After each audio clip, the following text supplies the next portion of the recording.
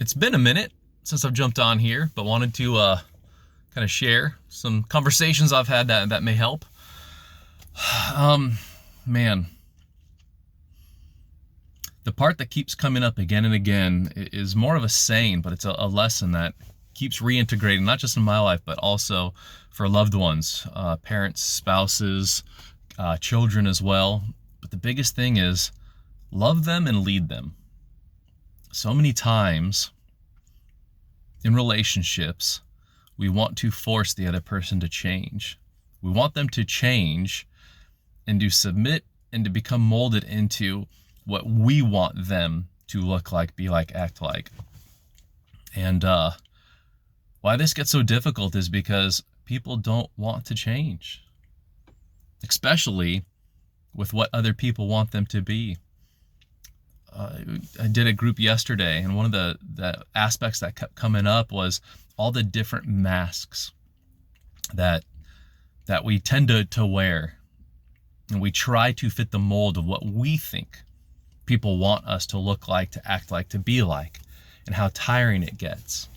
And so once that awareness comes from someone that's struggling with addiction, and they reach this point of surrender, can actually raise their hand and say, I am so tired. I am exhausted of wearing these masks. And the way that we help a person and support them to get to that place of surrender rarely ever comes from forceful change. There is, there's a book back in the 70s.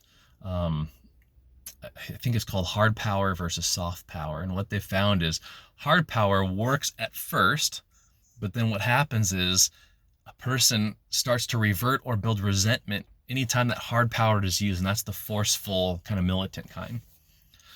What they found is soft power takes a little bit more time. It builds trust, but it's sustainable. And soft power comes from loving and leading. And so this conversation has come up a few times of how can I love and lead the person that I care about, into helping them want to make the decision to get the help. And earlier in these series that we've shared is it comes with boundaries, it comes with difficult communication and conversations, having actually healthy conflict and holding those boundaries and no longer enabling or accepting their consequences and stepping in and taking those consequences. And so I know for me, many times when I can take a step back and observe. So this is something we've been talking about too. I call it the 3 Ps, and all is based around patterns. Those that are the most successful learn these 3 patterns. The first thing is that patterns are everywhere. Patterns of those that have been healed before, they leave clues. Patterns of those that haven't, they leave clues. So the first thing is observing the patterns that are currently showing up in my life. Removing the judgment, the blame, the shame, really looking to remove the meanings we attach to it, and just observing the patterns. What are my choices? What are the patterns? And what is it leading to? Once I can observe the patterns, then I can move to the second phase, and that is actually understanding the patterns, really kind of breaking down and getting to the crux of it, of why certain patterns show up and get the results or the lack of results that they do. So once I observe the pattern, then I look to understand the pattern. Once I understand the patterns, and this is where the most successful people that in our 5-year, 10-year, 15-year checkup of how they're doing, and many have started businesses, married, kids, just living the life of their dreams, they begin to master this third pattern, and that's how to create patterns. So moving from observing to understanding to creating. And the cool thing is anytime we implement something new, it's very difficult. But by doing it day after day after day, once it becomes a habit, that discipline is no longer that difficult. It moves from these constant reminders and doing something that is foreign to us. And once it becomes habitual, now it's just part of what we do and who we are. And so by loving and leading the individual, by understanding these patterns and sometimes holding up the mirror and saying, here is a pattern I'm observing. Are you able to observe this pattern too from this perspective? Not coming from a place of blame, judgment, shame, guilt, resentment, but a place of, I've noticed a pattern, I'm observing this. Here's where I'm seeing the results show up or not show up. Let's try to figure out this together to understand, and then let's create some new patterns together. And so by removing myself from this power, this forceful power, and moving to soft power and being present, but not being, basically becoming immovable with the stance and saying, you can test, person can push back. I am not going to move from my stance. I'm merely going to be here and be a beacon. I'm going to continue to love you. I'm going to continue to lead.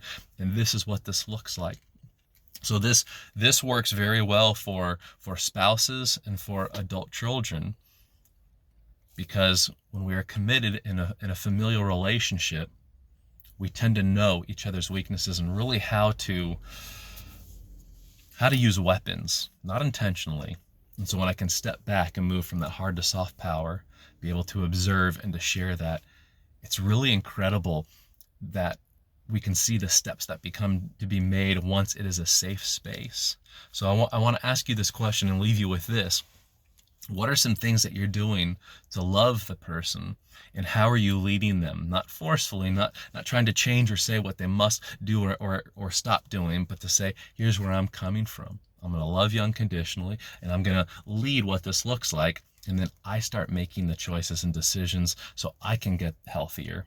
And what I have found is when I stay consistent, because most times people will start something and sometimes hours later, sometimes days later, but most of the time it's about a week or two later, they revert right back to the old behavior. So the inconsistency is what creates a lack of trust.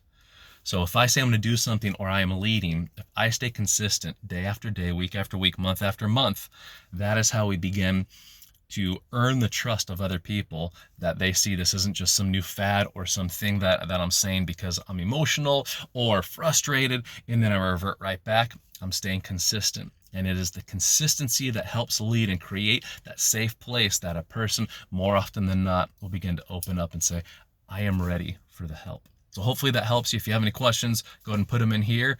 And as they come in, we'll answer them.